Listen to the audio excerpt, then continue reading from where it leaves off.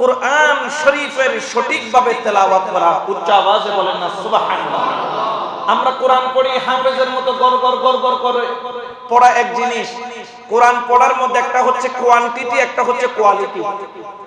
একটা হচ্ছে কোয়ান্টিটি, একটা হচ্ছে কোয়ালিটি। কোয়ান্টিটি আর কোয়ালিটি কিন্তু এক নয়। কোয়ান্টিটি মানে আপনার অধিক তেলাওয়াত করলেন, কোয়ালিটি মানে কি আপনি কম পড়লেন কিন্তু বুঝে বুঝে পড়লেন। সুবহানাল্লাহ বলেন। আমরা অনেকে আছেন যে কোরআন শরীফ পড়ি, ডেইলি এক পারা পড়ি, আধা পারা পড়ি, যদি তাকে সূরা ফাতিহার তরজমা জিজ্ঞেস করি সে সেটাও। আমাদেরকে যদি ভিতরটাকে আলোকিত করতে হয়, এক নাম্বার হলো কোরআনটাকে বুঝে বুঝে পড়া। কেমন ভাবে বুঝে বুঝে পড়া? আমার হযরত আলী কাররামাল্লাহু ওয়াজহাহু তিনি বলেন, আমার যখন আল্লাহর কথা শুনতে মন চায় তখন আমি কোরআন শরীফ খুলে বসি, কারণ আমি যখন কোরআন পড়ি যেন আমি আল্লাহর কথাই শুনছি। বড় করে বলেন সুবহানাল্লাহ। আপনি যখন কোরআন তেলাওয়াত করবেন, আপনি 2 লাইন পড়েন, আধা পৃষ্ঠা পড়েন, 1 পৃষ্ঠা পড়েন, 1 পারা পড়েন, কোরআনটাকে সময় নিয়ে পড়েন। কারণ আমার কামলিওয়ালা নবী বলেছেন কোরআনের মধ্যে 7 প্রকারের জ্ঞান রয়েছে। কয় প্রকার? এক একটা আয়াতের 7 প্রকার জ্ঞান। 7 প্রকার জ্ঞানের 7 প্রকার রং আছে। 7 প্রকার রং শুধু নয়, 7 প্রকার এক একটা আয়াতের 7 প্রকার জ্ঞান থেকে 7 প্রকার খুশবু রয়েছে। 7 প্রকার কি রয়েছে? খুশবু। এবং 7 প্রকার জ্ঞানের শুরু আছে, 7 প্রকার জ্ঞানের শেষও। এগুলা কয়টা আয়াতের? একটা আয়াতের। কোরআনটা কোনো সাধারণ কোনো বিষয় নয়। কোরআন পড়া এক জিনিস, আপনি কোয়ান্টিটি অনেক করলেন, মাসে মাসে 2, 4, 5টা খতম দিয়ে দিলেন, 10 দিন একটা খতম দিলেন, কোয়ান্টিটি অনেক কিন্তু কোয়ালিটি নেই। এই জন্য আমরা দরকার হলে পুরা মাসে 1 পারা পড়ব, আধা পারা পড়ব, কিন্তু আমরা প্রতিদিন নিয়ত করে ফেলি যে কোরআনটাকে বুঝে বুঝে বুঝে বুঝে পড়ব। যতটুকু আমি তেলাওয়াত করব আমি বুঝার চেষ্টা করব। আমি আপনাকে একটা জিনিস গ্যারান্টি দিয়ে বলতে পারি, আপনি একটা আয়াত পড়লেন, কিছুক্ষণ চোখ বন্ধ করলে ওই আয়াতের বিশ্লেষণ আপনি অন্তরের মধ্যে আনলেন, দেখবেন একই আয়াত যতবার পড়বেন, যতবার চিন্তা করবেন, একই আয়াতের অনেক প্রকার স্বাদ আপনার কাছে আসবে। বড় করে বলুন। এই জন্য আপনি যদি ভিতরটাকে আলোকিত করতে চান, আপনার রূহানিয়তকে যদি মজবুত করতে চান, আল্লাহর সাথে যদি একটা সুসম্পর্ক করতে চান, সুসম্পর্ক শুধু মায়ের সাথে হয়, বাবার সাথে হয়, সন্তানের সাথে হয়, বন্ধুর সাথে হয়, পার্টনারের সাথে হয়, তা কিন্তু নয়। এখানে অনেক ব্যক্তি আছেন যাদের এত বিশ্বস্ত বন্ধু আছে, যদি ফোন করে বলেন দোস্ত আমি বিপদে পড়ছি, আমার এই মুহূর্তে 2 লাখ টাকা দরকার, সাথে সাথে নিজের গাড়ি ছুটি আপনাকে এসে 2 লাখ টাকা দিয়ে যাবে, এরকম বন্ধু আছে না? না। আবার অন্যজন খুঁজলে 2 লাখ না 200 টাকাও দিবে না, কারণ আপনার সাথে তার বন্ধুত্ব। আপনি যখন বন্ধুত্ব করলেন, সে তো আপনাকে এত ট্রাস্ট করে, এত বিশ্বাস করে, আপনি মনে করছেন শুধু এই বন্ধুত্ব দুনিয়াওয়ালার সাথে করা যায়, তা কিন্তু নয়। এই বন্ধুত্ব মাওলার সাথেও করা যায়। বড় করে বলো সুবহানাল্লাহ। এবং যে মাওলার সাথে বন্ধুত্ব করে তাকে বলে ওলি। তাকে কি বলে? ওলি বলেন। তো ওলি আল্লাহরা কয়েকটা কাজ করেন। 1 নাম্বার হচ্ছে কোরআনটাকে তার জীবনের সবচেয়ে আপন করে নেন।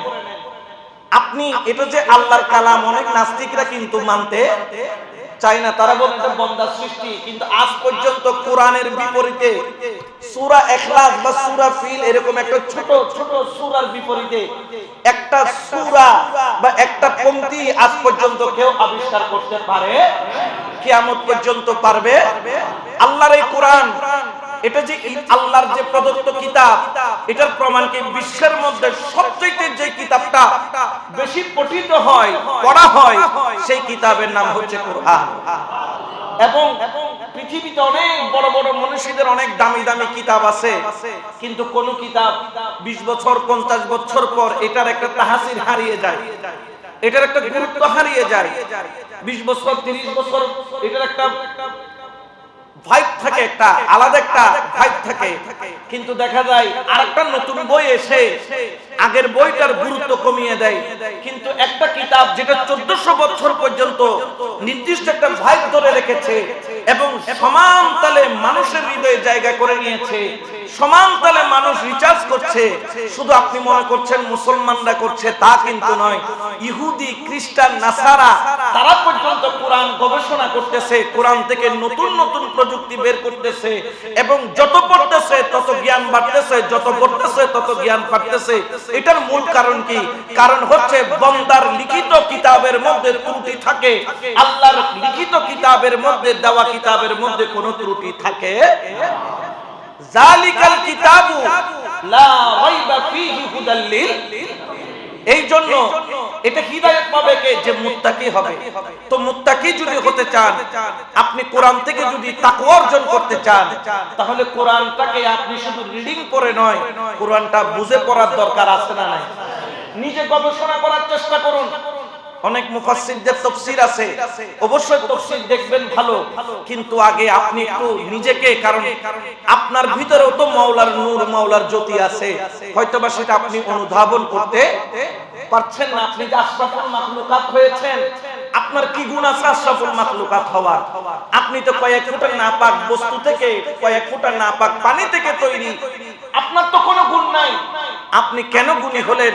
ওই মহান সত্তার গুণের আলো আপনার মধ্যে আছে বিদায় আপনি দামি হয়েছেন, আশরাফুল মাখলুকাত হয়েছেন। আপনার মধ্যে আধ্যাত্মিকতা আছে, কিন্তু আপনি সেটা বের করতে পারছেন না। আপনি কোরআনের আয়াত পড়লেন, আদবের সাথে পড়লেন, পড়ার পরে আপনি চোখ বন্ধ করে অনুবাদটাকে আপনি রিচার্জ করা আরম্ভ করেন। আল্লাহ এখানে কি বলতে চাচ্ছেন, কি বুঝাতে চাচ্ছেন, কি হুকুম দিতে চাচ্ছেন, যদি বুঝ আসে আসলো, না আসলে বিভিন্ন তাফসীরের কিতাব খুলেন। বিশেষ করে ওই সব মুফাসসিরদের তাফসীর যারা রূহানি জ্ঞান রাখে, তাদের যখন তাফসীরগুলা খুলবেন, দেখবেন কোরআনের এক এক রাজ আপনার কাছে জানা হচ্ছে, এক এক খুশবু আপনার কাছে আসতেছে। দেখবেন আপনার প্রেম কোরআনের সাথে হয়েছে, এই কোরআন আপনার ভিতরটাকে আলোকিত করেছে। ভিতরটা যখন আলোকিত হয়ে গেল, দেখবেন মাওলার সাথে আপনার একটা কানেকশন হয়ে যাবে। বড় করে বল সুবহানাল্লাহ।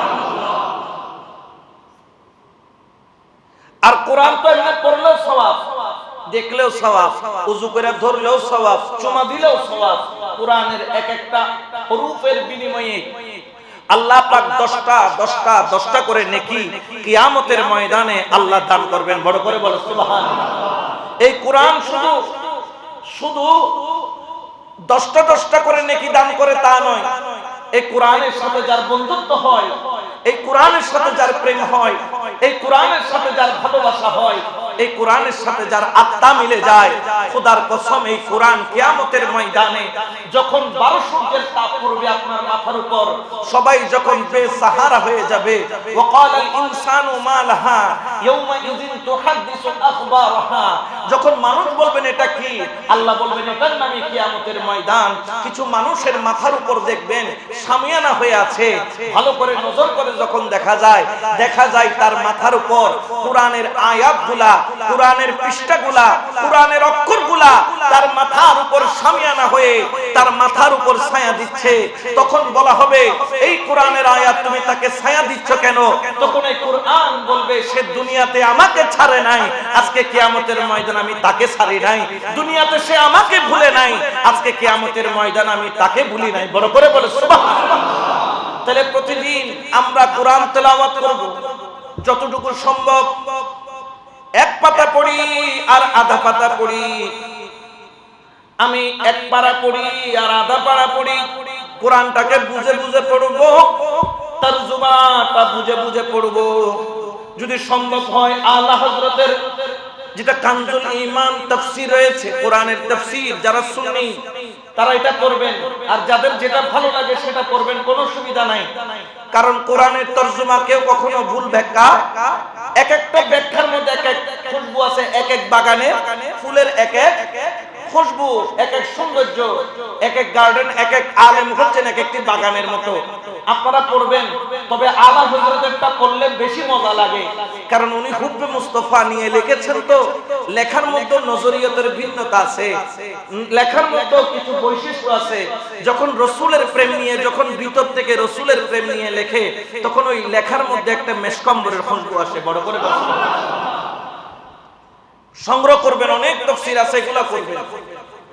হ্যাঁ, আপনি সব তাফসীর নেবেন, পাশাপাশি একটা আলা হযরতের তাফসীর নেবেন, দেখবেন যে আপনি সব তাফসীর পড়ছেন, এটাতে মজা আছে। আর আলা হযরতের তাফসীর যখন করবেন, দেখবেন যে এটা তো মজা না, এটা তো মধু আছে। এটার মধ্যে কি আছে? মধু, রসুল প্রেমের মধু এটার মধ্যে। প্রতি লাইনের ভিতরে, তাফসীরের ভিতরে উনি সেগুলা এক একটা ইন করেছেন। যত পড়বেন তত মিষ্টান্ন লাগবে, আপনার প্রতি কোরআনের প্রতি একটা ভালোবাসার জন্ম হবে, এবং এই কোরআন আপনার দুনিয়ার সঙ্গী হবে, এই কোরআন আপনার আখিরাতের সঙ্গী হবে। বড় করে বলো সুবহানাল্লাহ। এই কোরআন যখন দিল ইতমিনান, প্রশান্তি দিয়ে পড়বেন, যখন আপনি মনোযোগ দিয়ে পড়বেন, দেখবেন এই কোরআনের আয়াত তেলাওয়াতের মাধ্যমে আপনার ভিতরে এক ধরনের সুকুন, শান্তি আপনি অনুভব করবেন। দেখবেন আপনার অশান্তি বেড়ে গেছে, কষ্ট বেড়ে গেছে, দুঃখ বেড়ে গেছে, আপনি কোরআন পড়েন, বুঝে বুঝে পড়েন, দেখবেন আপনার ভিতরে একটা শান্তি চলে আসছে। দুঃখ ছিল, দুঃখটা যেন হালকা হয়ে গেছে।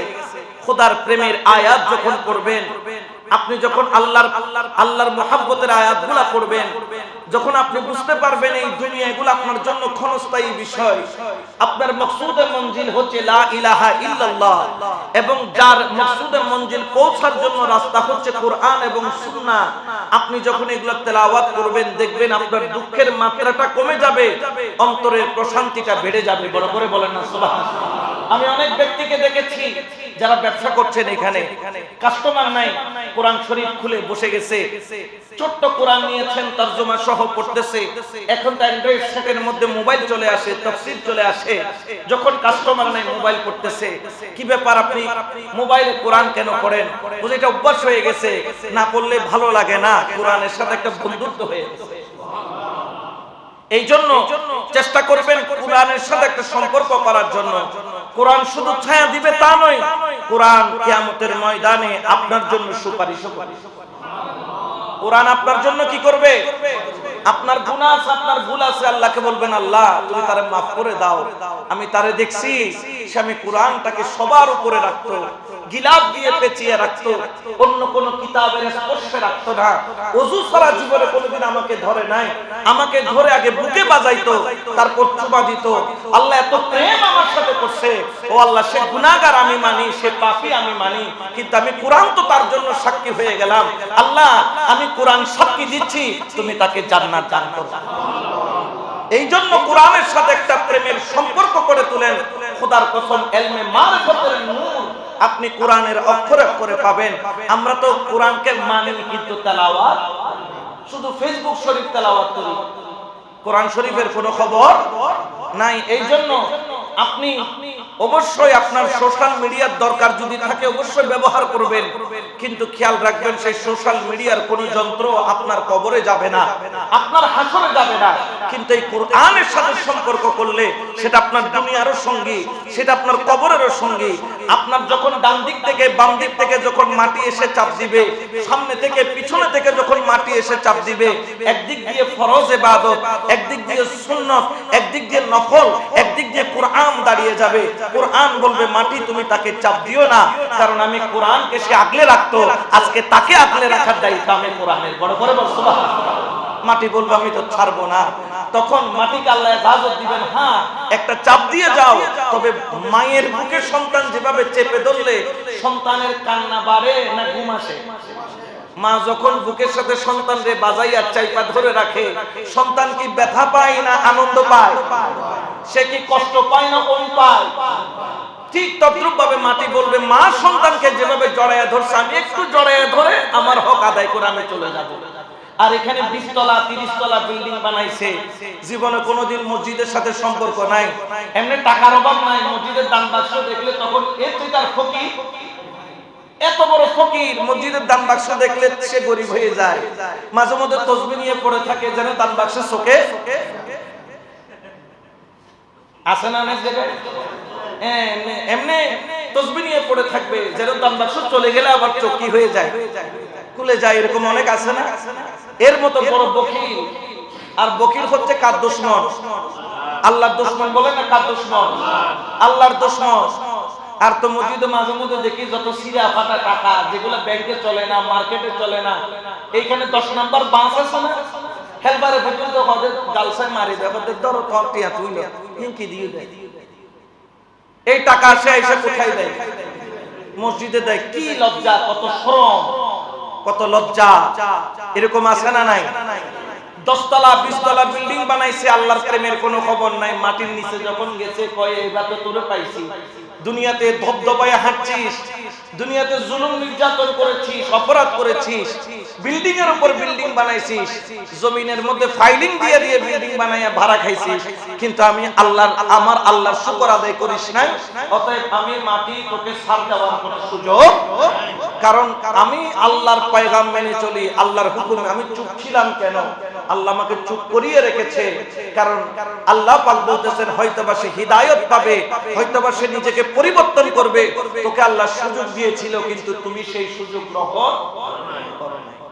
এই জন্য যদি আপনার ভিতরটাকে পরিবর্তন করতে চান, 1 নাম্বার কাজ, আপনার সাথে কোরআনের সাথে কি থাকতে হবে? কিরকম সম্পর্ক? কোয়ান্টিটি না কোয়ালিটি? কোয়ালিটি মানে কি? যতটুকু পড়ি বুঝে বুঝে পড়ব, বুঝার চেষ্টা করব, দরকার হলে 2টা আয়াত নিয়ে 1 সপ্তাহ গবেষণা করব। তাফসীর সবগুলা খুলে খুলে, এখন তো তাফসীর সহজ। আপনি যদি মোবাইলে সার্চ দেন, কত হাজার তাফসীর আপনার মোবাইলে চলে আসবে, তরজমা সহ। আরবি থাকলে পৃষ্ঠাটা প্রিন্ট করে নিয়ে আপনি চ্যাটজিপিটিতে দিয়ে দেন, হেতে নিজে কি করে দিবে? অনুবাদ করে দিবে। এই যে সোশ্যাল মিডিয়ার একটি সুন্দর ব্যবহার আছে, আমরা সুন্দর ব্যবহারটা করতে পারি না। তাহলে 1 নাম্বার, আপনি যদি আল্লাহর সাথে সম্পর্ক করতে চান, যদি আপনি ওই বাক্যের হক আদায় করতে চান, যে বাক্যটা হলো লা ইলাহা ইল্লাল্লাহ, যদি বাক্যটার হক আদায় করতে চান, আপনাকে সর্বপ্রথম কোরআনের সাথে সম্পর্ক করতে হবে। কারণ কোরআন হলো উত্তম মাধ্যম, যেই মাধ্যমের মাধ্যমে আপনি আল্লাহর সাথে সম্পর্ক করতে পারেন। এই জন্য আমার নবী দুনিয়া থেকে বিদায় নেওয়ার আগে 3 মাস পূর্বে আমার নবী এলান করেছেন, আনা তারাকতুকুমুস সাকলাইন, ও আমার উম্মত, আমি তোমাদের জন্য 2টা ভারী জিনিস রেখে ছাড়ছি। যদি 2টা ভারী জিনিস শক্ত করে ধরে রাখতে পারো, লান তাদিল্লু বাদি, আমি দুনিয়া থেকে চলে যাওয়ার পরও শয়তান তোমার ঈমানকে ধ্বংস করতে পারবে না।